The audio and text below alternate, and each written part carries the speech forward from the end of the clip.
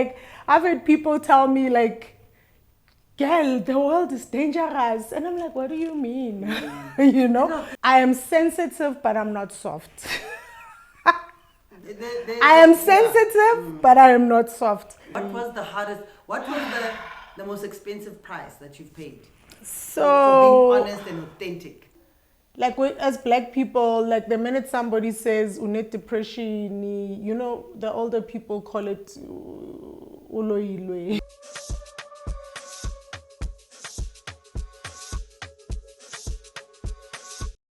Hi guys, welcome back to Hot Seat with Penzola. We are still in the segment of the power of your story.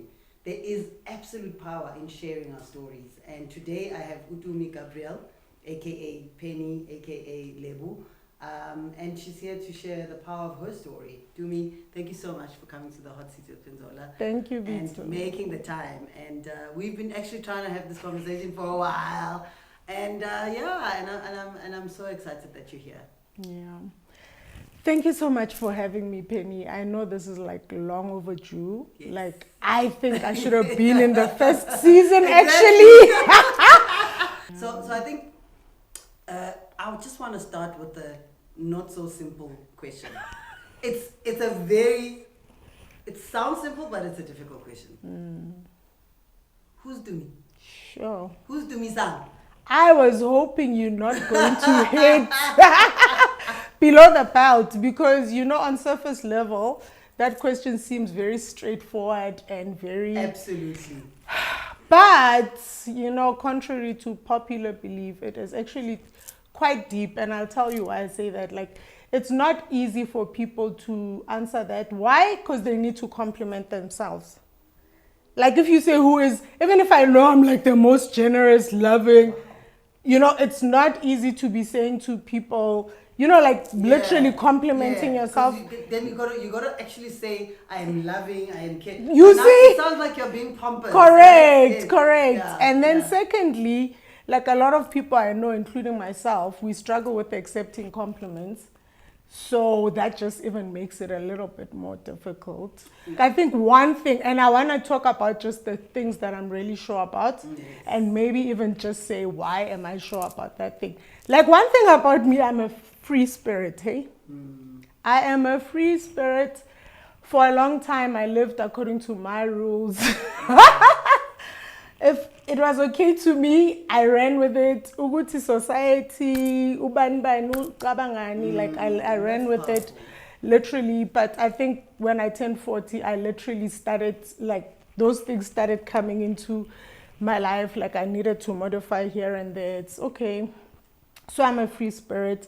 Number two, one thing I know about myself is that I have a big heart. Yo, my heart is so big. And it's so forgiving. Like, I've had people tell me, like, girl, the world is dangerous. And I'm like, what do you mean? You know? No, it's not that dangerous. Yeah, like, I'm like, no, we humans, we love each other. We want the best for each other. So I do have a big heart and a very forgiving heart. Like, so if I forgive you, I don't know what it is, but genetically, I literally forget. So when I forgive people, it's a genuine forgiveness. And then another thing about me, I would say, I am sensitive, but I'm not soft. I am sensitive, but I am not soft. Yeah. So, and when I say I'm sensitive and not soft, I still need to moderate it a little bit because people who are close to me would know that I'm sensitive. But to the general public, I am a bold person. But being sensitive and being bold can coexist. Correct. Because being bold, in my eyes, is the ability just to be very clear around your boundaries, be clear around what you stand for. But sensitivity is around emotions. Yeah. And sensitivity is around recognizing the emotions at any stage. And addressing them. Correct. Right? Correct. So I get you. Correct. And really, like, if you're gonna break down being bold, like, it's just, and this is just something that I can put out there, confidently out there, like, I'm like the teller of the truth. So how my bold came to exist is what everybody thinks I'm just that person who can say it out loud. And for a long time, I believed like the truth never broke any relations. But it took me a long time to understand people don't want the truth. It does break relationships. It does. And that was like, my bubble was burst. Because I felt like, okay, because what I tend to do with my life is like what I appreciate, I feel like people in my circles also would want back. So when I ask you for an opinion, I want you to be honest with me. I don't want you to sugarcoat, because now I'm going off the rail. Now you can't tell me, yes. That is not a real, you know. But over time, I got to understand which not everything I think needs to be said. Yeah.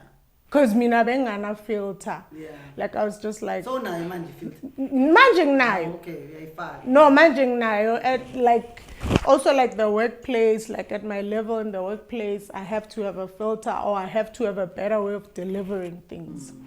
And then another thing I could say about me, I'm literally just a giver. Like I'm a giver. And I know that without a shadow of doubt, because I struggle to receive. Like even if people give me things, like I had to have a whole coach to teach me how to allow. Like allow and accept. Like I had to be taught, because I'm just a giver, so I'm always giving. So you had to be taught to receive. Wow. I had to be taught to receive. Yeah. And specifically by Busi Silesho, she was like, girl, you're too masculine. I'm like, what do you mean? And I know that about myself. Like, I'm an all-star girl. I was born and bred in Soweto. So I'm very gangster. So we are taught to stand on our own feet. Like my mom, so I'm like my mom. Like, so when they say money is energy, man, you can find the money, you know. And then I think another thing about me that I would say is definitely I'm very loving. I'm very loving, but I'm not gentle. Does that make sense? And I think that's why I can coach engineering professionals, because as much I'm loving enough to take you in the right path, but I'm not going to be gentle with you when you're going off the tangent. Take it the right path, but not doing it for you. Thank you. And not doing it for you means I have to be tough.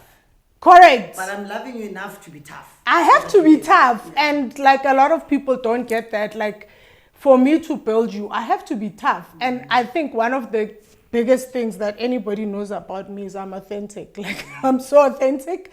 Like before I even knew the word authentic, I was authentic. Like people would say, but why is she able to do that and we can't do? But they didn't know, like I was literally living according to, you know, what I felt. Like whatever sat well with me, I ran with that. Even if according to societal norms and societal expectations, it was like the opposite of what was expected. I ran with it because it sat well in my heart. But then I learned the hard way, good tea. And I want us to go in there, right? So you've mentioned a very few profound stuff. And I want to go back to this saying what you're thinking, being bold, and you keep saying you learned the hard way, because I think there's a narrative that, you know, we love people that tell the truth, and you know we make it look so cool that if you say what you think and if you tell the truth, you're doing the right thing. So I think a lot of us always are proud people to say we are honest, we tell the truth, we shoot from the hip. You know, it's like the coolest thing to do, without realizing that it's got consequences, and the consequences are not positive. So talk to me about that. And you said it earlier when you said you learned the hard way. I'm interested in that. Let's dig into that. Yes, sis. Hey, it cost me. Hey, it cost me like it's got two tiers, right? So it would be obviously in your personal life and in your professional life. So let's start with the personal. So I think in the personal space, I would probably say that because I love unconditionally. Like that's how I'm wired, right? I love unconditionally. Like once I decide, good, I'm loving someone, I went in blindly, and probably some people call it ruthless. Because I had to actually do a couple of consultation to understand why are people allergic to the truth. Yeah. Right? So how I learned the hard way was that people live to escape the truth. Sure. And I was just that individual who dragged them back to the truth. So ultimately, they need to escape you. They need to That's escape it. me. Yes. They need to escape me. Yes. They need You to can't escape be in their me. lives if they're escaping the truth. Thank you. So that's why I say I learned the hard way. But fortunately for me, it wasn't like in all my circles, because I had like a couple of circles. And I feel like my realest circle knew me for me, and they loved me for me, and they loved me unconditionally because we came from high school together and stuff. So it was okay, and it's probably one of the things that enabled me to carry on and carry on. But like when I got married and I met people like in-laws and I started working, like those kind of people don't know like you know, they just know like face value.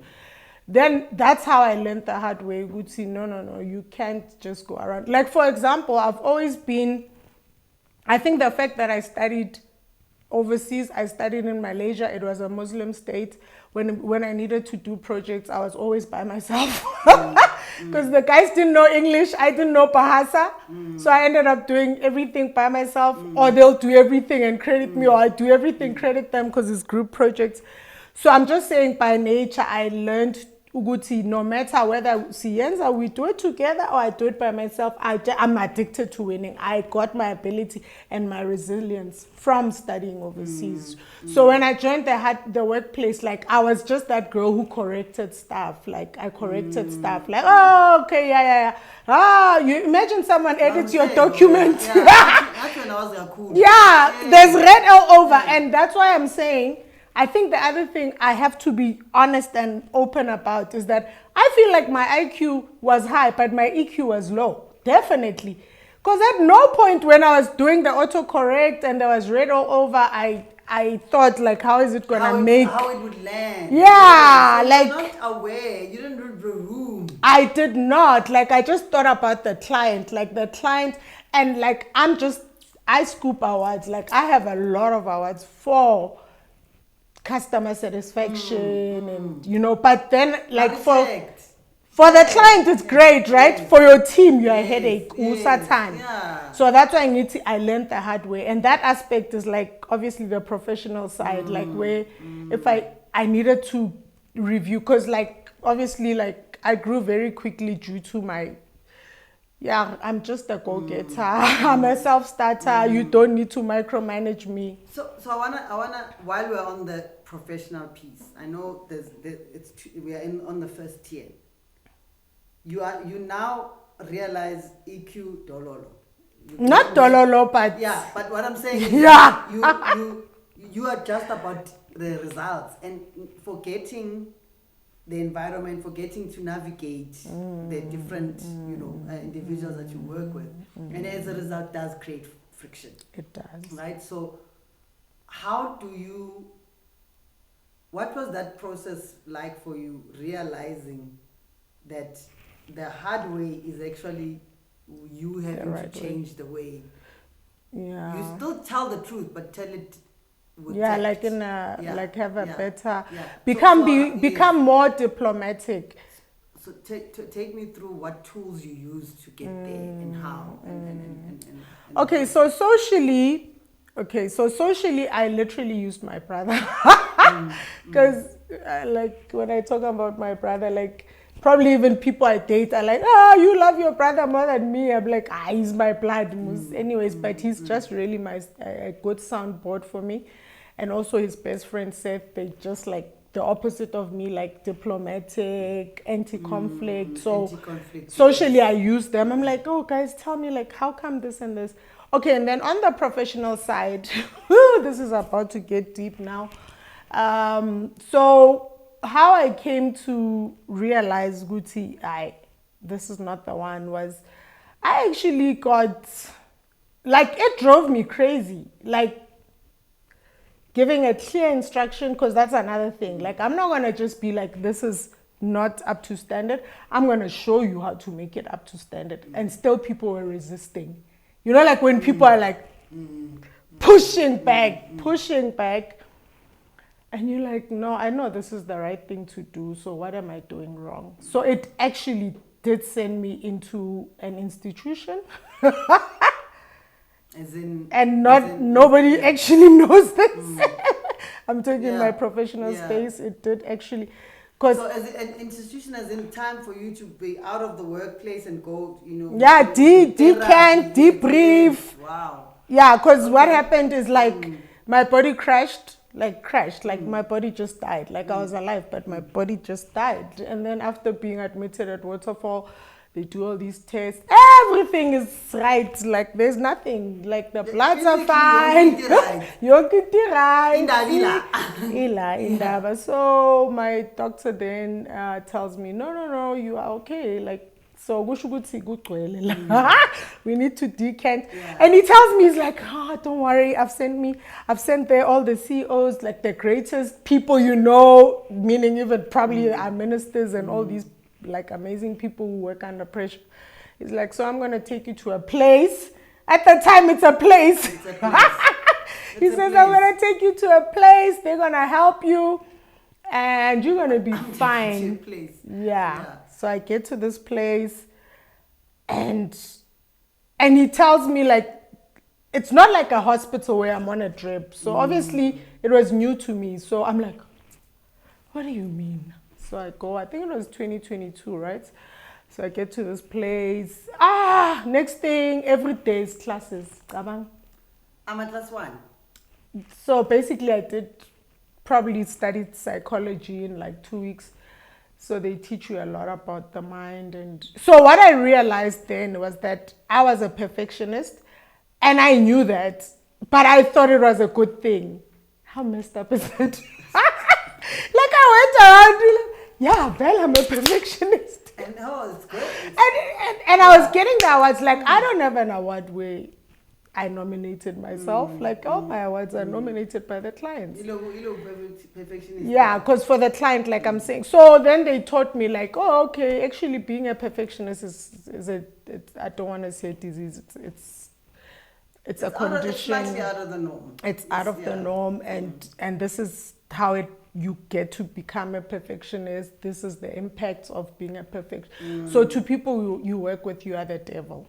Correct. So really, I'm a technical person. Like all my life, like most of my career, I've been technical, not management. So to me, people were like, we are about chasing the goal. I never stopped to say like, okay, Penny is like this. Tumi is like this, Lebo is like this, So that's what I lacked. So then they taught me, no, people have feelings.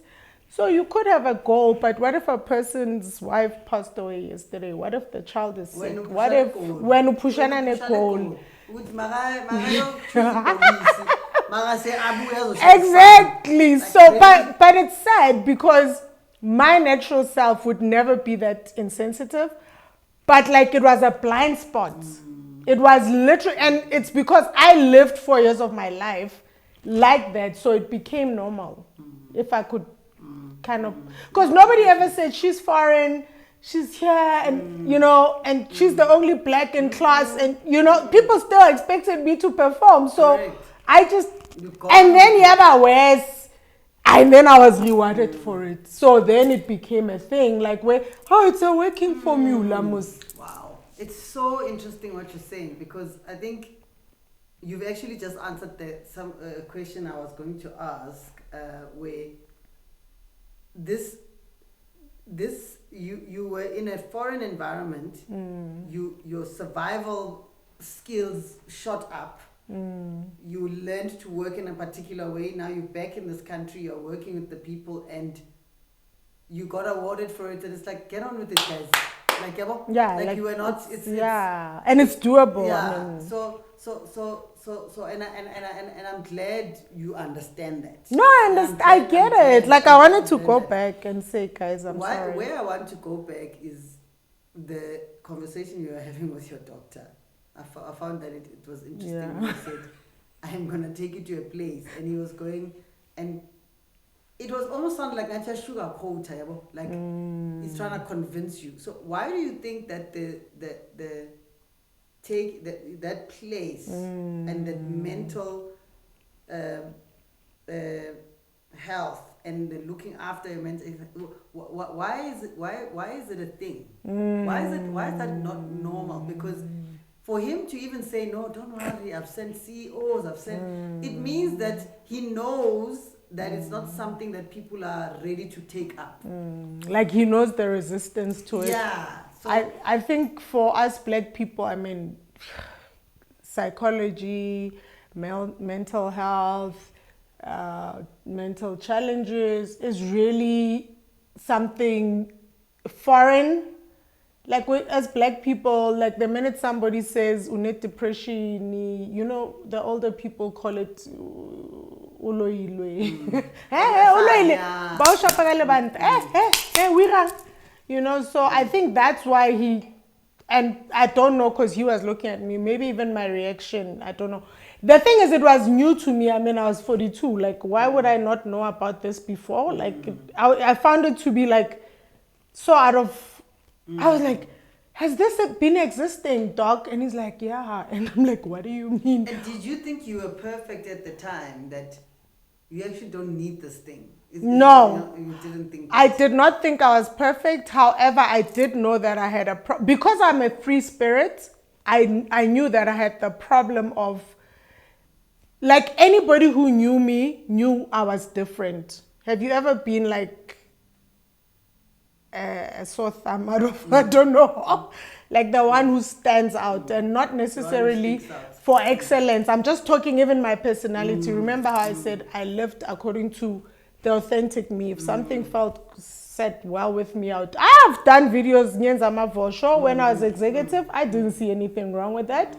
You know, probably society at large, they see something, they're like, oh boy, this girl, you know. So I feel like, what was your question again? Bring me back. Because the question was, why? Why do? Did I think I was perfect? Yes. Yes. No, I knew I wasn't perfect. And by the way, I had been on a journey to try and figure out why everybody says I'm different.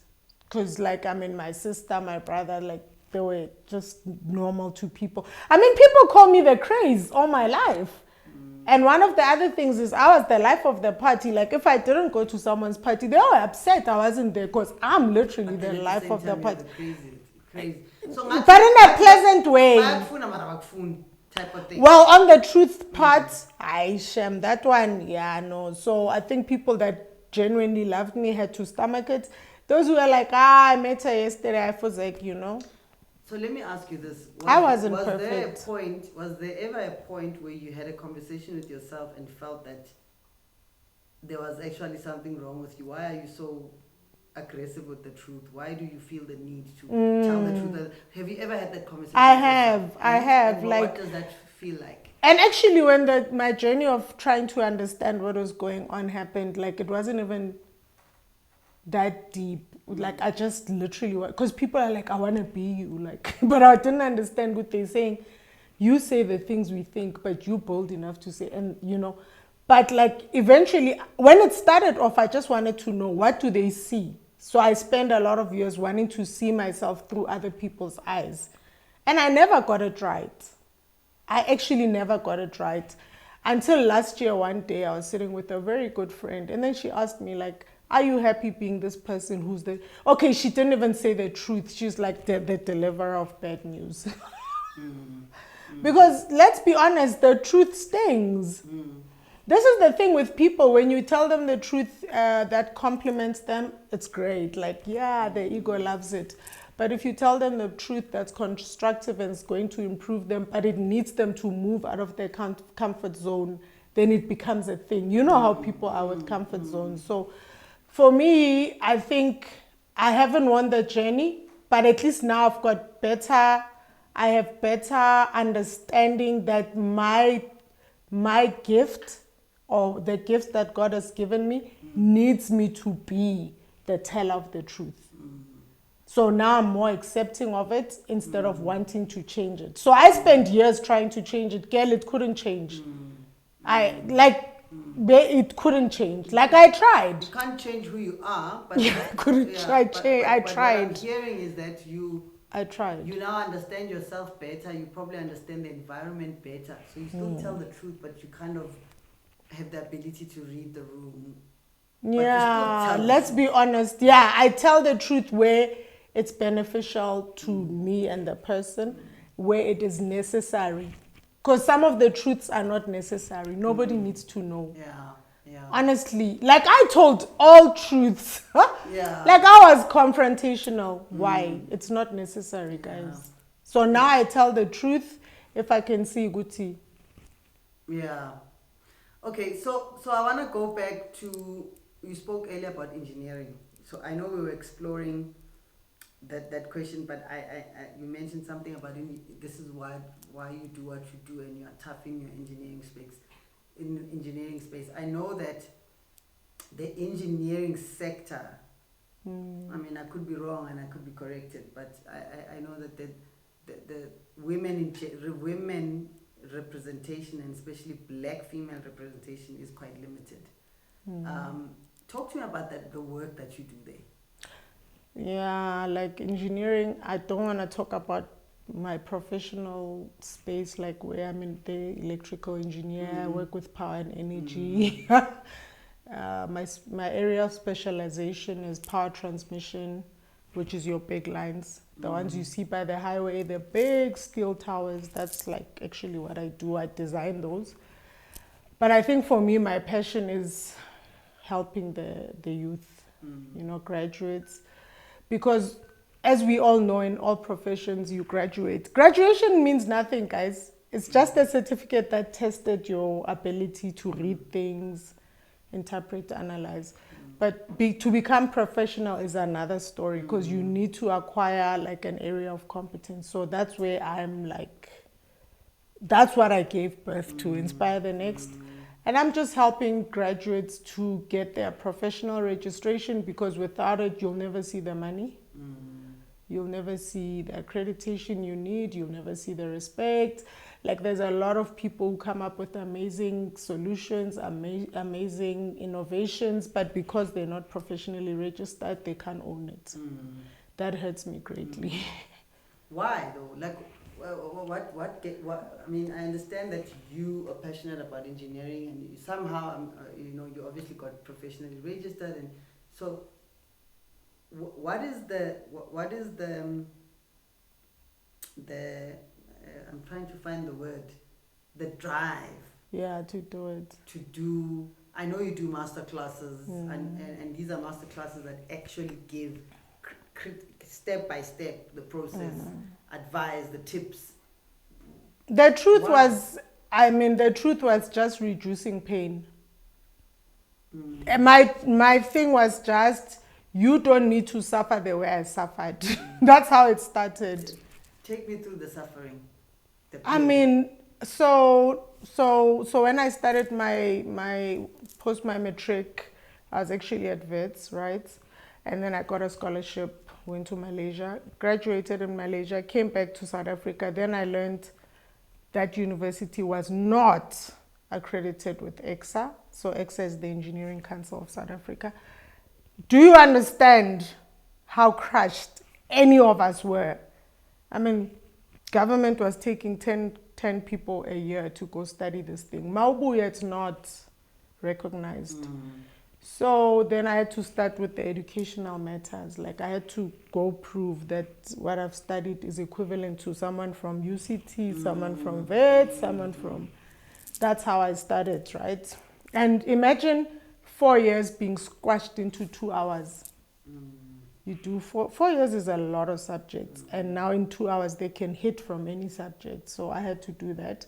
And then when I wanted to become professional, of course I had mentors. So I went to them for help. Please tell me, how did you do it? Because they were registered. And everyone was just so traumatized of this thing. They were like, leave it. It's not worth it. You're gonna fail. And there were people who mentioned gatekeeping. I was like, oh, okay. But like I'm saying, I'm very ambitious. Like if I want something, I'm not going to stop until I get it. So for me, I studied all the documents that were there. I did the process. I got registered. In fact, immediately I got registered, I volunteered. I was like, guys, do you know that people fear you? Like people think you are like, I don't know, the Now that red I've tape. conquered enough, Yeah, now that I've conquered, it's here. I mean, Yeah. there's nothing there, Mus. Yes. That's how it started. So I remember at ESCOM, like, so people just hated getting registered. I was like, I'm easy. You know, I'm not coming. Because of the cumbersome The fear. process and the fear. And just people saying, like, people Yes. did fail, but you don't know the dynamics of why Penny failed, do you? No, you don't. No, you don't. Penny could have lost a loved one the day before, or Penny could have broken up with whatever. Like the state at the time of your writing You don't know. also plays a big role. You Yes. actually Yeah. don't know. So after I went through it, I found it to be very easy. But I must say, one of the magic things I have as an individual is making things look easy. I do make complex things look easier to someone else. I don't even know how I do it. I'm not even aware of it because I learned to take feedback. Remember I said earlier, I learned to accept compliments, accept gift. So one of the things I learned, like people would tell me like, oh, but you make it look so easy. Now I'm doing it. It's actually complex. So that's how it started. Then I was like, no, let me show you. Yes, let me show you how it's done. So, yeah. So then you start breaking down the complexity. Correct. Yes. So my goal was just to minimize the pain. I was like, you don't need to go through the pain because I figured out the formula. I'm going to share the formula with you. What was I going to lose by sharing the formula with the person? Nothing. Well, I guess that's what you think, but I think as it's a human phenomenon that if I've had to do it the hard way, why must I make it easy for the next person? So I guess it's not everyone that thinks. By the way. Let me make it easy, right? By the way. So I think what I want to then ask you is. What has been the lessons learned from failure, and not failing your engineering professional? I mean, you push there, but failure in general in your life. What has been those lessons? Because it's you've had to pause. In the stuff that you mentioned, you've had to pause quite a bit, realize that hey, the world is not ready for someone like this, or hey, this I'm not, So there's been failures, I'm sure, what has been the lessons? Honestly, besides my failed marriage, I wish I had another example of failure. Like and also like friendships, Hey, in friendships, there's a lot of failures. But if I talk, professionally, I am so allergic to failing that I would do anything to make sure required to win. So professionally, I actually don't know failure. But what I have observed, which is another thing that slapped me in the face, and that's why earlier I said, like, we as people, like, just because you are wired this way, you expect the world to be like that. Like, because I was helping people, like, I have people that are like, I was never going to do it without you. I've had people who failed and they retake it with me and they pass. And they're like, oh my God, thank you so much. But there would be things where I need help. And sometimes from the same people I helped, and they did not give it to me.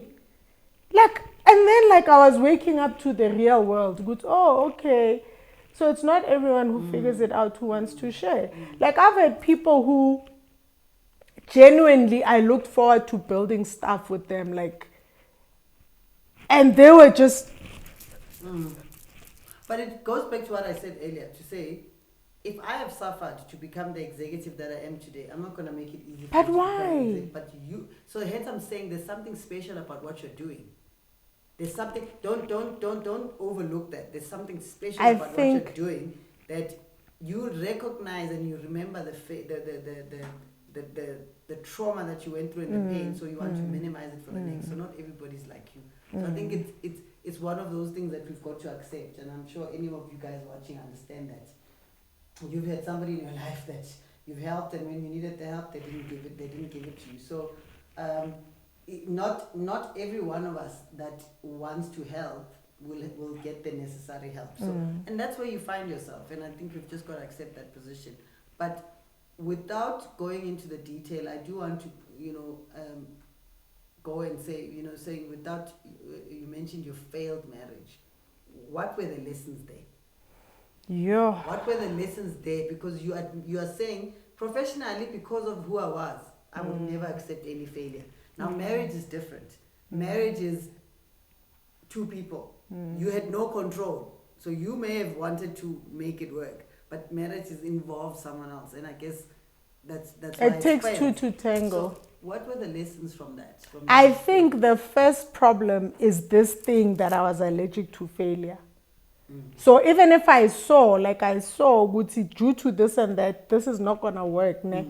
My ego, of not wanting to my ego of not wanting to fail. I will fix it.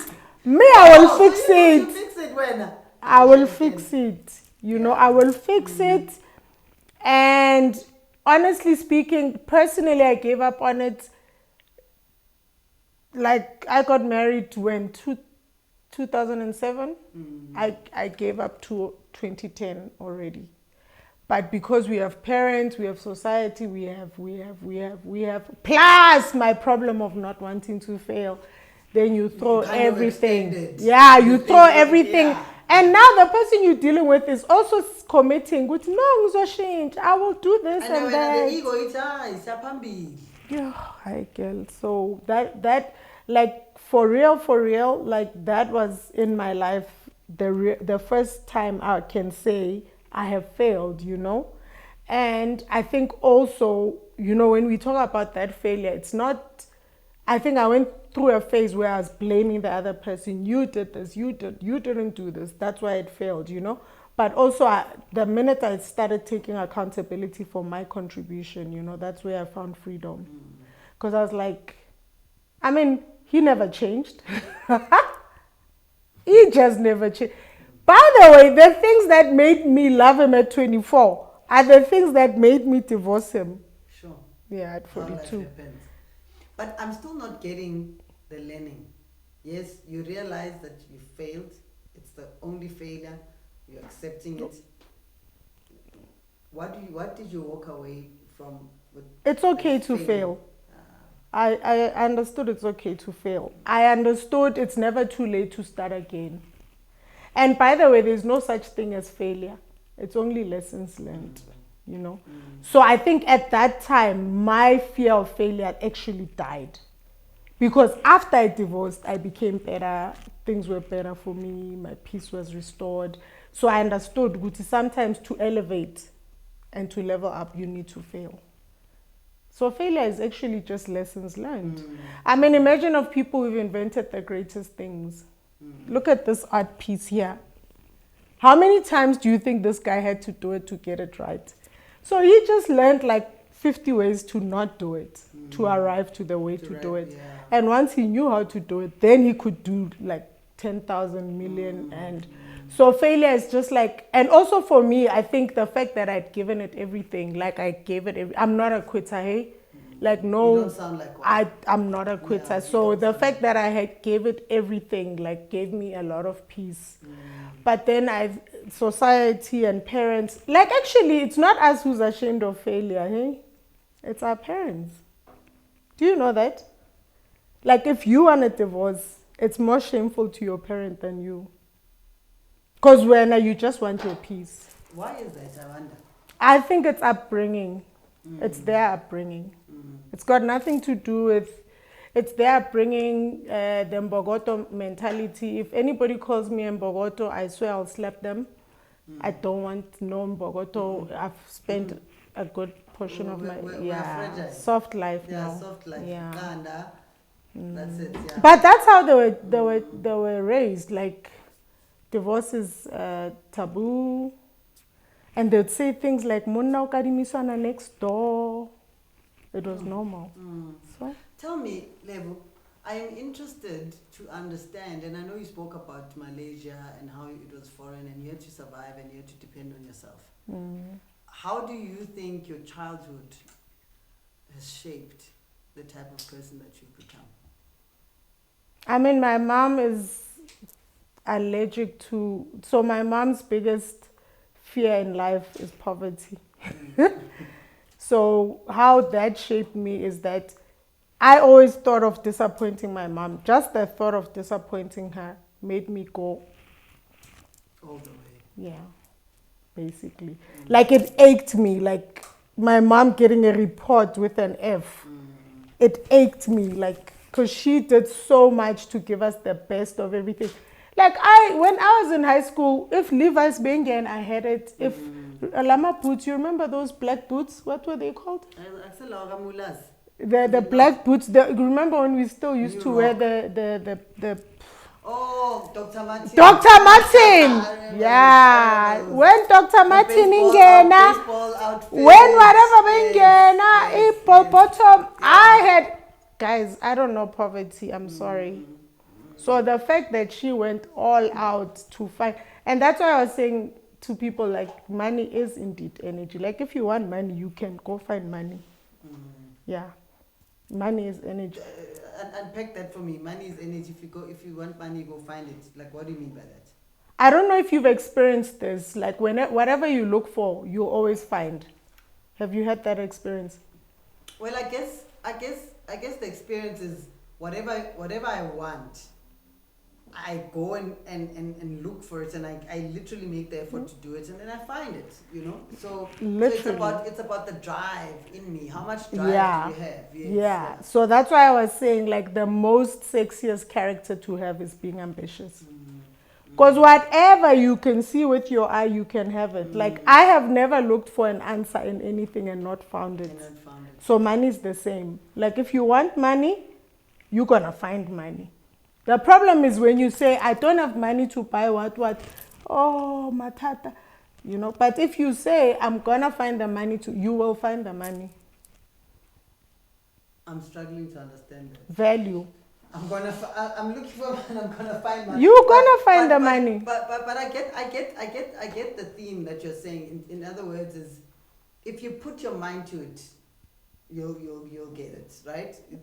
That's what you're saying. Yeah, if you because put your mind to it, you'll get it. You'll get it. Because remember, when you're ambitious, you'll do everything in your power to get it. Yes. And remember, when you're ambitious, what does ambition birth?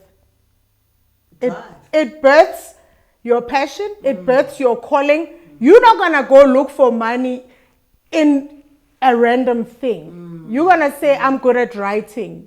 You're going to start writing songs. Another person is good at cooking. You're going to become a chef.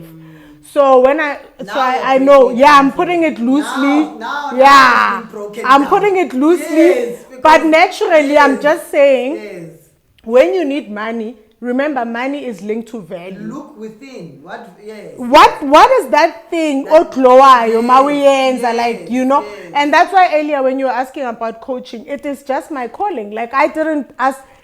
It is difficult to do because it's taking people and elevating it. That is my power. So when I say ambition, it's like, you know, imagine somebody who does Beyonce's makeup. It started with the lady just saying, you know, an eyebrow like this is so on this stage, on this outfit. And today she's a millionaire. She's doing better than us who have degrees. You get me? So what I mean by you will find it is like, that's why ambition is like so sexy, because ambition can only stem from something that makes your heart dance. Sure. That's it. I know. Ambition can only stem from something that makes your heart dance. Thank you. If there's one thing I'm walking away from this conversation, is exactly that. Yeah. And I truly, truly love that, and I think I believe that because at one point, starting this podcast was what was going to make my heart dance, and we are here. 4 years later, we are still here. My heart is still dancing. Thank you. So I get you. And guess what? Like, you know, when you do that thing that makes your heart dance, it's so easy. It just comes naturally to you. And then the money follows you. So I want to come to a point of closure of this conversation. And I wanted to ask you the last question around, with all that you've said, you know, how does this shape your beliefs and the way you do things and who you are and what you've learned in the process? How does that shape the way you parent? Yeah. Oh, I'm so grateful for that question because, wow, I could do a whole podcast on parenting. Yeah. Yeah, because when I started off parenting, obviously I was parenting what I know. Like, what else can I do? I was doing what I knew best, né? And when I started engaging people like coaches and psychologists and stuff, I totally transformed. I'm a whole new person now, né? I'm no longer that girl who's gonna force a child to do maths and science. For what? For what? So I think how I have changed, I have moved from telling a child, "Good, you are just a child, you will do as I say," Yes. to listening to what the child my wants. goodness. So yeah, so on the parenting space, I'm so grateful for everything that has happened to me, from telling the truth to all of it, like to rejection. I mean, rejection is a topic on its own. If I could talk about it, I'll probably cry this whole podcast. But I'm like, for the parenting space, it made me such a better parent. Like, I get an opinion from my kids, even from my own thing. I get an opinion and input from my kids. I ask them, how does it make you feel? Do you want to do this? I don't compare my kids anymore. Oh, the old me. Why can't you be like Ban Ban? Oh, Ban Ban. Why exactly. That was the old me, and that's also all I knew. But when that doctor said, I'm going to take you to a place that's going to make you I bought him the most expensive bottle, Emako. Like, I got to Macro, I said, give me the most expensive bottle of whiskey I'm buying for this guy, and he doesn't even drink. Wow. I was like, just put it wherever you will give it to. Because it transformed me. Like, it took me out of that box. What you do it like this, what you don't. You remember how we grew up? You talk, like you were wrong. So you don't know. Ujile too much. So as a parent, I treat my kids as individuals. I don't treat them as my property. Yes, I've given birth to them. I brought them into this world, but I treat them as individuals. And I'm able to remember that perfectionist thing where I drove people crazy in the workplace. Now with my kids, I'm able to see them as individuals. Because now I'm not expecting. Not that you must drive to correct. I'm not expecting a metric. Yes. What did we call it? Exemption. Yeah. I'm now looking at, what is my child good at? What is my child passionate about? What is my child? And even if it means my child, okay, one thing I'm very strict about, they have to finish matric. But I'm not going to be like, a child must go to university. For what? Yeah, if they want to go, great. How many people do we know now with degrees? No job.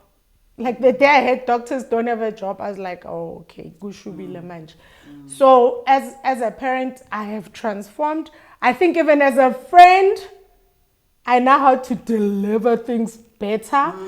Because I just used to be like, you hurt me. Why did you? No. So now I sit back and be like, she could have had a bed. She could have woken up on the wrong side of the bed. So it's not so now I don't personalize things. It's not about me. Like, I think it's hard to say, but we are all about self. It's up, and it's not. Other people have their own world as well.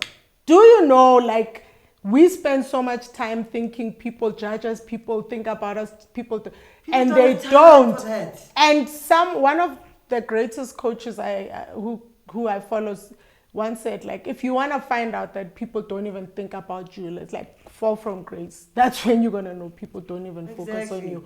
Because when you're at the top, it seems like everybody loves you. They don't love you. They love what you can bring to them. What value do you... well, we know people are materialistic Of now. course, So, of course. and then you fall, and then you need help. Then And I think that's why we relate to ourselves with our titles. So if I ask anyone that I meet, what who are you? They'll tell you they'll define themselves with their job title. yeah, I mean, come on, we work so I hard. am- We I suffered am- pain. I Come am a on. minister. Yeah, well, I'm an this, engineer. so- Yeah, but- like but that's not who you that's are. not who you are. Yeah. Look, Lebo, I think we can go on forever. Honestly, I think the purpose of this conversation is really just to share with the hot seaters out there about the power of sharing our story, because there's a lot of things that we share. You look at social media across, people share holidays, people share champagne, people share the good things, and it's good, but people don't share the relevant stuff, because the good things and the great achievements that we share come across as very far-fetched, and we don't show the behind the scenes. Yeah, true. And that's the term we use. I mean, that is true. One of my videographers was busy today sharing with me what's happening behind the scenes, and I was busy posting it on Instagram. It's truly just to show, when you see the final product of this episode, can you actually see what goes behind, and the number of mistakes that happen, the number of failures that happen for you to get the final product. And this is exactly the same in our lives. We tend to share the final product, and not the journey. And the work that you do in the engineering space is really great work. If any of you guys are aspiring engineer professionals, please do follow her page.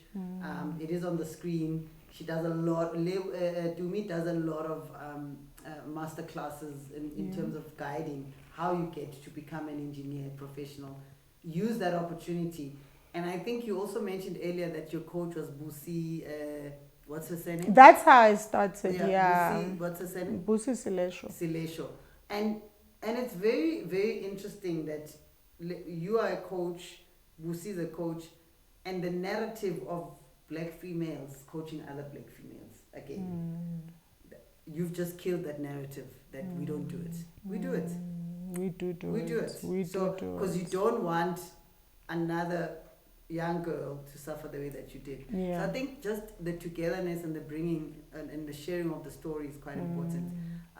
There's definitely a whole lot more of in your story. And I think, guys, if you do have questions for Tumi, if you think certainly I've failed you and haven't asked the question that you wanted to ask, by all means, put it on the comment and I will ask her to answer, because I think this is such an important conversation.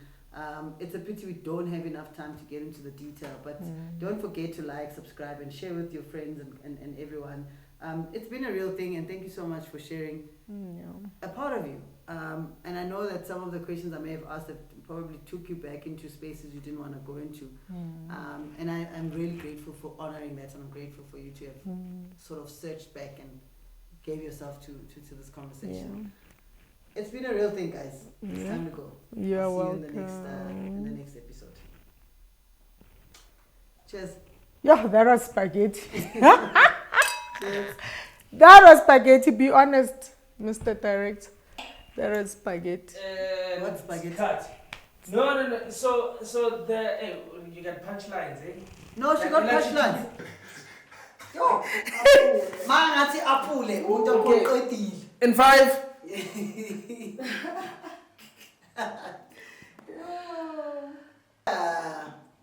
Hi guys, welcome back to Hot Seat with Penzola. It's another episode of the segment of the power of a story. And today I have Tumisang, aka Lebu, aka Penny, Gabriel, coming to the hot seat today and to share her power of the story.